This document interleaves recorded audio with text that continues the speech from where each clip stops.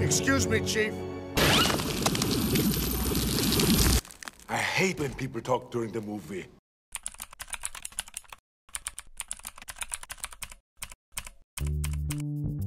전작의 호화로운 캐스팅에 이어 펄프픽션으로 세계적인 스타가 된 우마 서먼과 터미네이터로 폭발적인 인기를 끈 아놀드 슈워제네거, 거기다 발킬머의 하차로 새롭게 합류한 조지 클루니까지 1989년부터 이어진 배트맨 모던 에이지 시리즈를 끝낸 마지막 작품 배트맨과 로빈 속의 숨겨진 디테일과 오게티를 찾아봤습니다. 참고로 왼쪽 상단의 검은색 동그라미는 비하인드 스토리, 빨간색은 오게티를 표시합니다. 배트맨과 로빈은 1억 6천만 달러의 제작비로 2억 4천만 달러, 하나로 대략 3,400억 원을 벌어들이며 1997년 글로벌 흥행 순위 14위를 기록했지만 적어도 제작비의 2배는 벌어야 손익분기점을 넘긴다는 점에서 보면 거의 망한 수준입니다. 평가는 로튼토마토 11%, 메타크리틱 28점, IMDb 3.7로 다크나이트 라이즈가 개봉하기 전까지 무려 15년 동안 배트맨 영화 중 아카데미 시상식에서 단 한 부문에도 지명되지 못한 유일한 작품입니다. 물론 다크나이트 라이즈는 지명되지 못한 게 논란이 될 만큼 그래도 꽤 호평을 받은 작품인데 이 영화는 논란조차 없습니다. 그렇다고 아예 상을 못 받은 건 아닌데 1998년 골든 라즈베리 시상식에서 무려 11개 부문 후보에 오르며 한 부문에서 레지상을 수상하기까지 했는데요.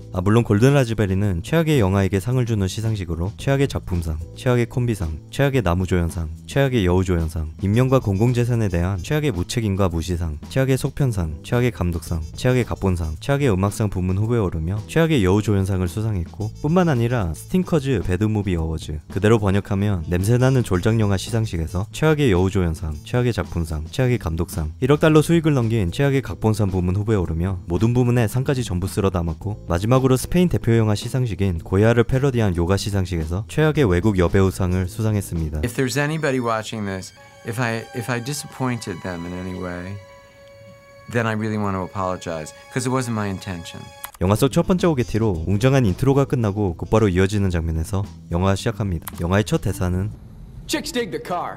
This is why Superman works alone. 슈퍼맨은 물론 극중에서 등장하지도 않고 결국 단순한 드립으로 묻혀버렸지만 DC 세계관에 대한 떡밥으로도 해석해볼 수가 있는데요. 심지어 전작에서도 조엘 슈마의 배트맨 세계관 내에서 슈퍼맨이 존재한다는 걸 암시하는 대사가 있었습니다. Where will you go? The circus must be halfway to Metropolis by now. 배트맨에게 고담이 있듯이 메트로폴리스는 슈퍼맨 시리즈가 주로 배경이 되는 가상의 도시인데, 만약 이 작품이 시리즈를 강제로 끝낼 만큼 망작이 아니었더라면 슈퍼맨까지 이어질 수 있는 떡밥으로도 보입니다. This is why Superman works alone. 데뷔작은 아니지만 안타깝게도 이 작품은 조지 클루니의 첫 블록버스터 영화입니다. I thought at the time this was going to be a very good career move.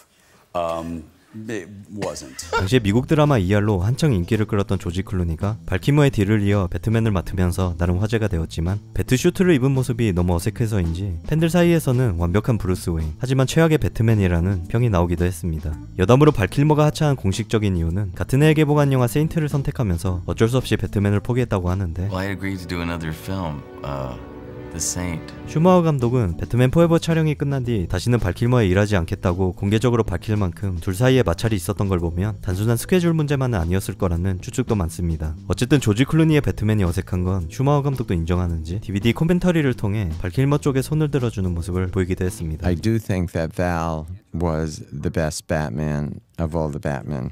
영화 속 첫 번째 오게티로 다이아몬드를 에너지원으로 사용하는 미스터 프리즈가 보석으로 가득 찬 박물관 전체를 얼려버리자 배트맨과 로빈은 아이스 스케이트를 타면서 악당들과 맞서 싸우는데요. 대략 3분 정도 이어지는 아이스 스케이팅 전투씬에서 발밑을 유심히 보면 아이스 스케이트가 아니라 그냥 인라인 스케이트입니다. 물론 세트장 자체가 실제로 빙판이 아니기 때문에 인라인 스케이트를 타며 촬영한 건데, 한번 보이기 시작하면 놓치기 어려울 만큼 숨기려는 시도조차 없습니다.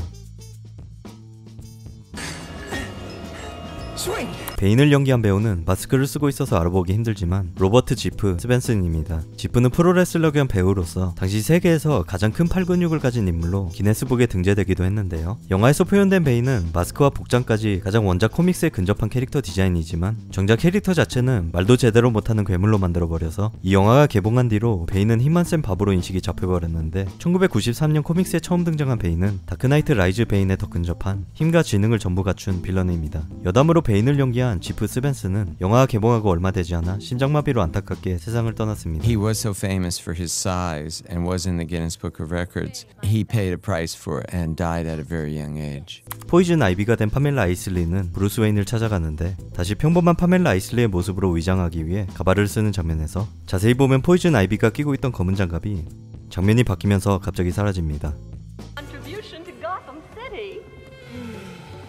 Gotham Observatory, Bane. 포이즌 아이비를 두고 경매를 벌이는 장면에서 배트맨 팬이라면 금방 눈치챌 만한 카메오 출연도 있습니다.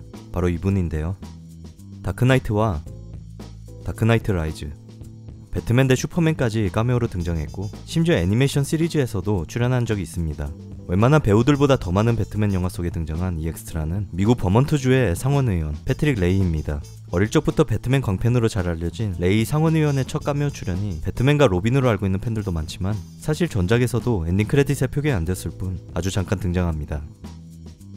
그리고 경매를 벌일 때 등장하는 영화 속 명장면 7 million. Never leave the cave without it. 배트 신용카드의 만기일이 포에버인 것도 전작에 대한 디테일이라면 디테일이지만 슈마우 감독에 따르면 이 뜬금없는 카드 장면은 사실 간접 광고였다고 합니다. The credit card was definitely a promotion.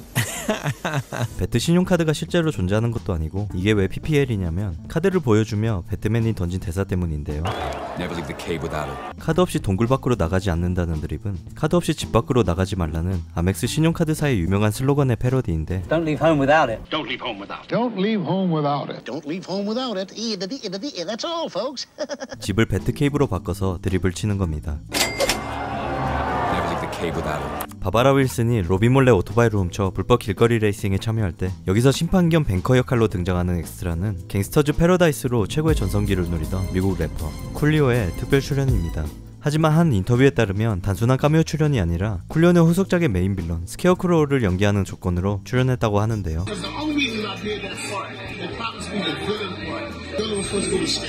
하지만 시리즈가 중단되면서 캐스팅도 물론 취소되었습니다. The studio wanted me to do a fifth Batman, which would have featured the Scarecrow. I just couldn't do it. 그리고 카메오는 아니지만 스탠리 큐브릭 감독의 팬이라면 꽤 익숙한 얼굴들이 눈에 띄는데 경기를 구경하러 온 엑스트라들 중 영화 베릴 린든과 옆에는 시계 태엽 오렌지를 패러디한 엑스트라들도 보입니다. 배트걸이 된 바바라 윌슨과 함께 고담시 전체를 얼려버리려는 미스터 프리즈를 막기 위해 천문대로 향하는데요. 그래플링 훅을 이용해 건물 위로 올라가는 순간 오른쪽 구석에 자세히 보면 영화를 찍던 말던 무심하게 앉아서 구경 중인 제작진 한 명이 보입니다.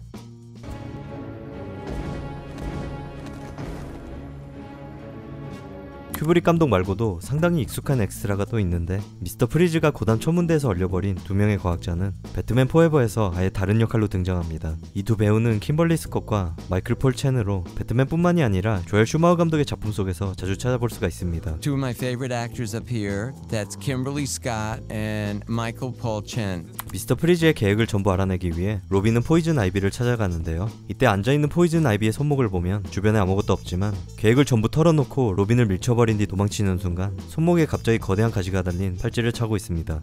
Sorry, my vines have a crush on you. 후에 이어지는 포이즌 아이비와 배트걸의 대결에서 오게티까지는 아니지만 물속에 빠진 로빈이 발버둥 치는 장면을 유심히 보면 뭔가 좀 어색한데 로빈 주변 물의 움직임을 보면 대충 짐작이 가지만 그냥 물에서 나오는 장면을 다시 거꾸로 돌린 겁니다.